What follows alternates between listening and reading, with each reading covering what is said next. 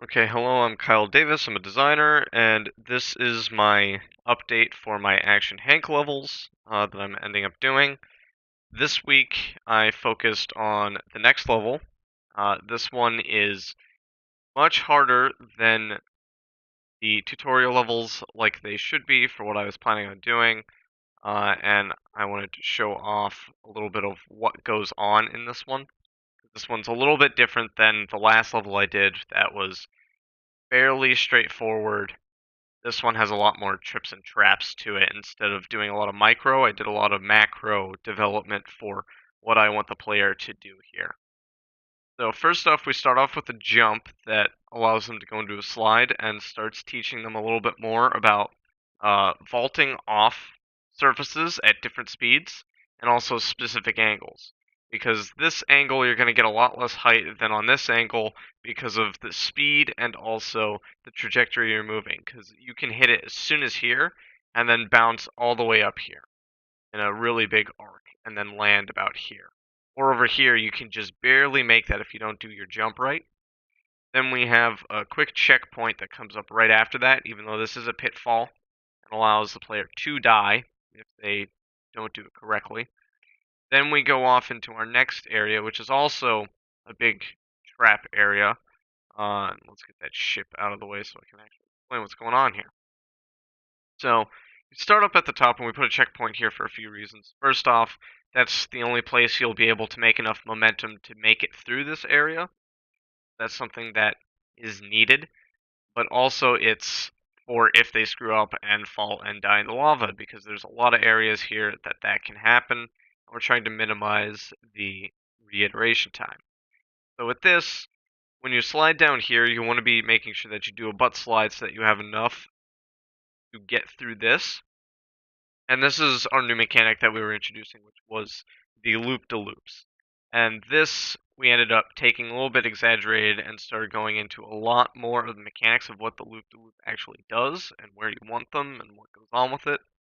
So that's why I have it set up in this really weird, archaic shape.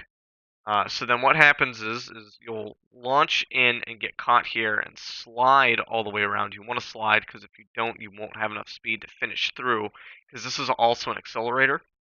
It doesn't seem like it, but in the game mechanics, this actually accelerates you just as much as if you were doing a downward slide. So what we try to maximize is keeping that momentum through all the way through here, and then this is the tricky part. Because if you don't align your controller correctly where your movement, so you're not actually rotating along with it, you actually will lose a lot more speed and won't be able to make it at the end here, and you will end up somewhere in between these two, and end up falling off and dying, most likely, or being stuck in here and having to reset all the way back. Or you fall off and get kicked out here if you don't have enough speed. So that's why we did this, to help introduce the mechanic and put the roadblock in the way so that they have to get over this before they go. And then we show off our wall jump a little bit more. This is a fairly hard one because you need to start learning how to correct your in-air flight pattern. Because what's going to happen is, most likely you're going to come out here and land about here and then have to slide the rest of the way up. And then by the time you get here, you're starting to lose a lot of speed. So you're going to start wavering out into the middle here. And what you have to do is you got to make sure that you stay aligned with this so that you can actually jump off about here to even make this, or you just miss it completely. Then we come back with some of our old mechanics of keeping your momentum to be able to get up these like half pipes, doing some more jumping, along with a little bit of a risk if you are very bad at it. And then we put a little bit of red herring of losing time here. So this is something that more advanced players will know as they play. But even this might trip them up because they start going with the flow so much. I want to really break that habit of just going in the direction that the level wants you to. So what I've set up here is I've set up a little trap where you go up this large half pipe, and then your instinct is to go this way, even though we have the goal at the end over on this side. And what you need to do is you need to run up this and wall jump off over to here, which is something that we haven't taught the player to do yet. So this is a little bit of red herring, but it's still easy once you get up over onto this side to then walk over and jump over this gap to be able to get to the other side to finish out the level. So it's not too bad. That's about all for this level. I guess we'll go into playtesting next, because that's about it. So we're going to start off at the beginning and show off some of the stuff. We need the extra speed. You have to do a perfect jump to get to the next part here, which is this. You have to time that first jump fairly correctly, or else you don't get through it. See, that's where I'm talking about with you have to stay aligned, or else you don't make it. We gave them a fairly hard wall jump there, and then what you're supposed to do is that. But what most players will most likely do in this scenario, jump over this and show. Well, because you can't see that, so you're going to want to try to go this way, and you're going to be like, oh, there's nothing over here. And then you see this as you're coming up to it, and it's like, oh, okay. There's a little bit of an optimization thing. So once you play through it more and more, you'll get through these areas quicker, and you'll know exactly what to do. But I want to keep this unexpected element that keeps the player on their toes throughout the rest of the level.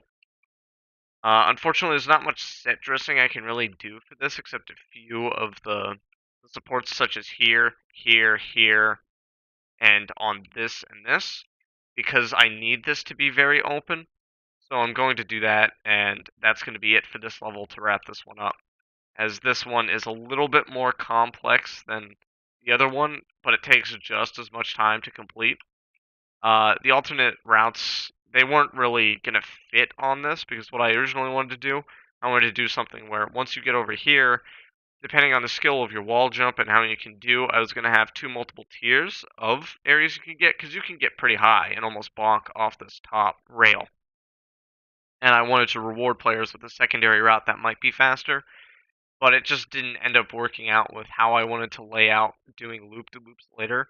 So I thought I should just get straight into that mechanic, because we get the little intro, and then we go into the main core of it, and then we go back into something else that's slightly different and teaches more reinforcements.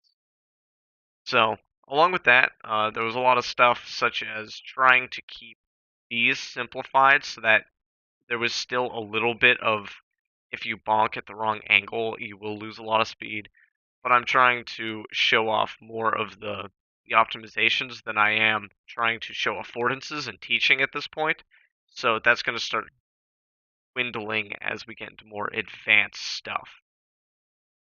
That's about it for this week. I'll tune in next time with our final level and the full wrap-up and playtest.